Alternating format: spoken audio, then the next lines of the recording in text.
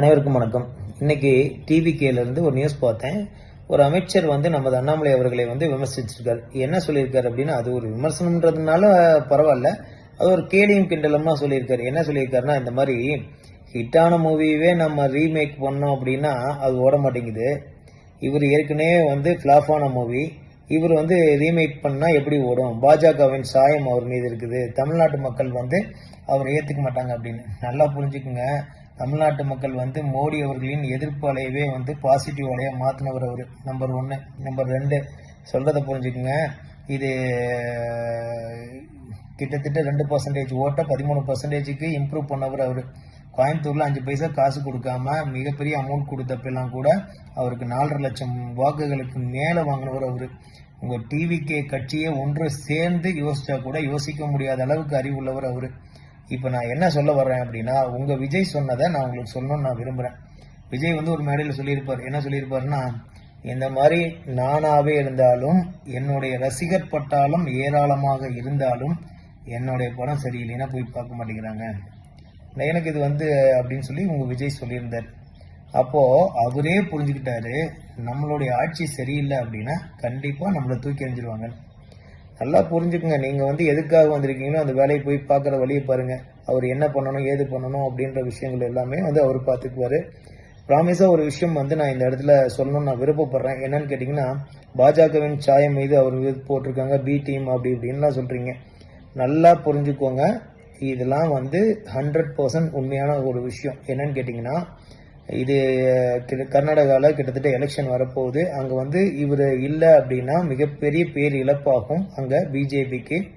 Number 2, இவர் வெளியில வந்துட்டாரு அப்படின்றதுக்காக மேற்கொண்டும் அதிகாரிகள் அண்ணாமலைக்கு இந்த நிலைமை, அவரே கட்சி விட்டு விலகி வந்திருக்காரு. அப்போ நம்ம போறது சரியா இருக்காதுன்னு பிஜேபியை யாரும் தேர்ந்தெடுக்க மாட்டாங்க. இது எல்லாத்தையும் தாண்டி தான் அவர் வந்திருக்காரு. அது எல்லாத்தையும் உடைத்து தான் வந்திருக்காரு. இதுல இருந்தே அவங்க எல்லாத்துக்குமே தெரியும், பிஜேபிக்கும் இவருக்கும் எந்த சம்மந்தமும் இல்லை அப்படின்றது.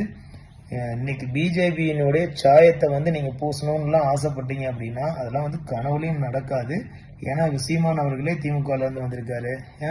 இந்த மாதிரி ஏகப்பட்ட நபர்கள் வெவ்வேறு கட்சியிலிருந்து வந்திருக்காங்க. அதெல்லாம் காலப்போக்கில் மறைஞ்சிடும். மக்கள் ஒரே ஒரு விஷயத்தை தான் நினைப்பான். என்னன்னா, நீ பிஜேபியில இருந்து வந்தியா, அண்ணா திமுக இருந்து வந்தியா, திமுக இருந்து வந்தியா, இதெல்லாம் நினைக்க மாட்டான். நீ மக்களுக்கு என்ன செய்ய போற? நீ பழைய புராணத்தையெல்லாம் பாடிக்கிட்டு இருந்தீங்கன்னா இங்கெல்லாம் யாரும் ஏத்துக்கிற மாதிரி கிடையாது. ஹிஸ்டரின்றது என்னன்னா, ஒரு நல்லவனுடைய வரலாறு எதற்காக சொல்லப்படுது அப்படின்னா, நீ தீய வழியில போகக்கூடாதுன்றதுக்காக. அந்த விஷயத்த மட்டும்தான் நம்ம எடுத்துக்கணுமோ ஒழிஞ்சியும், நீ அவன் இப்படி இப்படி இவன் இப்படின்னு சொல்லிட்டே இருந்தீங்கன்னா இதெல்லாம் கதைக்காகாது. உங்க ஆட்சி உங்களுக்கு மக்கள் கொடுத்துருக்காங்க. நீங்க அதை நல்முறையில செயல்படுத்துறதுக்கு உண்டான வழிகளை பாருங்கள். விமர்சனம் என்பது கேலியும் கிண்டலுமான ஒரு விமர்சனமாக இருக்கக்கூடாது. ஏன்னா நீங்களா இன்னைக்கு அமைச்சர் இல்லைங்களா? இந்த மாதிரி விமர்சனங்களை நீங்க அவாய்ட் பண்ணிக்கணும். ஒரு கட்டத்தில் விஜயா அண்ணாமலையா என்று வரும்போது படித்தவனா இல்லை நம்மளுடைய சினிமா நடிகர் விஜய் அப்படின்னு பார்க்கும்போது எல்லாரும் அண்ணாமலை பின்னாடி போயிடுவாங்க.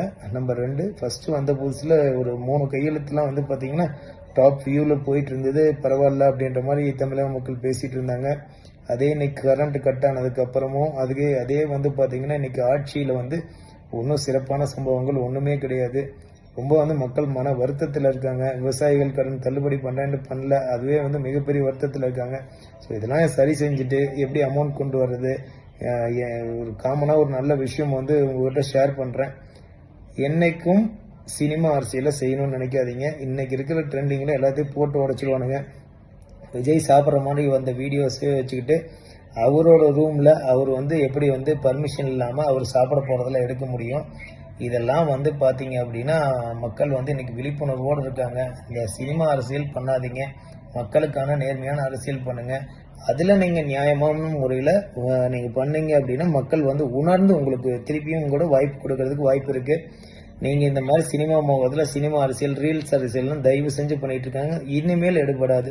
விஜய்னால எந்த ஒரு இடத்துலையும் பிராக்டிக்கல் ஒர்க் பண்ண முடியாது. அதே ஒரு அண்ணாமலை அவர்கள் பாத்தீங்கன்னா ஒவ்வொரு கிராமமாகவே போய் அவங்களுடைய நிறை குறைகளை கேட்டு அடிச்சு நொறுக்கிடுவாரு. தயவு செஞ்சு உங்க டிவிகே கட்சிகள் எல்லாரும் சேர்ந்து நினைச்சா கூட அவருடைய சிந்தனைக்கு ஈடாகாது. தயவு செஞ்சு புரிஞ்சுக்கோங்க. மக்கள் வந்து உங்க மேல நம்பிக்கை வச்சு ஜெயிக்க வச்சிருக்காங்க. இப்படிலாம் பண்ணீங்கன்னா இடைத்தேர்தல் வந்தாலும் ஆச்சரியப்படுறதுக்குலாம் ஒன்றும் இல்லை. நீங்க உங்களுடைய கடமையை சரியா செய்யுங்க. இந்த வாய்ப்பை சரியாக பயன்படுத்துங்க. இன்னைக்கு டிவிகேல நிறைய விஷயங்கள் நான் சொல்ல வேண்டாம்னு நினைக்கிறேன். டிவிகேல இன்னைக்கு ஊழலற்ற ஆட்சியை கொடுப்பேன். நீங்க இன்னைக்கு எலெக்ஷன்ல வந்ததுக்கு அப்புறம் எத்தனை பேருடைய ஃபண்ட் வேல்யூ இன்க்ரீஸ் ஆயிருக்கு, அது உங்க கட்சியில் இருக்கிறவங்கனால உங்களுக்கு தெரியுதா? அது சில விஷயங்கள் சில அதிகாரப்பூர்வமாக அது வந்து இல்லீகலா தான் நடந்தாகணும், அதுக்கு ஆப்ஷன் இல்லைங்கிறவங்க எத்தனை எம்எல்ஏஸ் எத்தனை அமைச்சர்ஸ் வந்து அமௌண்ட் வாங்கிட்டு வேலை பார்க்கறாங்க தெரியுமா? முதல்ல அதை வந்து பாருங்க, கட்சியை சரி செய்யுங்க, மக்களுக்கான ஆட்சியை கொடுங்க. சும்மா ஒரு மனிதர்னால உலகத்தை திருத்த முடியாது, சரிங்களா? அதுக்கு சரியான ஃபார்மட் வேணும். அந்த ஃபார்மட்டை தான் அண்ணாமலை அவர்கள் டிசைன் பண்ணணும்னு நினைச்சிட்டு இருக்காரு. நீங்க வந்து முதல்ல அதை புரிஞ்சுக்கோங்க. உங்களால வந்து விஜய் வந்து நல்ல மனிதனாகவே இருக்கலாம், ஆனா அவர் கீழே இருக்கிறது எல்லாமே விஜய்க்காக விழுந்த ஒரு வாக்குகள் மட்டும்தானே தவிர நீங்க நல்லவன்றதுக்கெல்லாம் எவனும் ஓட்டு போடல. முதல்ல அதை புரிஞ்சுக்கோங்க. அடேங்கப்பா, இந்த எம்எல்ஏ நம்ம தொகுதிக்கு வந்துட்டாருன்னா சீரும் சிறப்புமாக மக்களை வந்து செம்மைப்படுத்திடுவாரு, அப்படிப்படுத்திடுவாரு, இப்படிப்படுத்திடுவாருன்றதுக்காக ஓட்டு உங்களுக்கு உழுவல. நீங்க அவர் பேர் என்ன, அருண் அப்படின்ற மாதிரி வரும் தலைவர், உங்களுக்காகலாம் ஓட்டு உழுவல. தயவு செஞ்சு புரிஞ்சுங்க. விஜயன்ற ஒரு மனிதனுக்காக விழுந்திருக்கு. அவர் பேரை கெடுக்காம உங்களுக்கு கொடுத்த வேலையை என்னவோ அதை பார்க்குற வழியை பாருங்க. அனைவருக்கும் நன்றி. தொடர்ச்சியாக இதை பத்தி நம்ம பேசுவோம், சரிங்களா? நன்றி.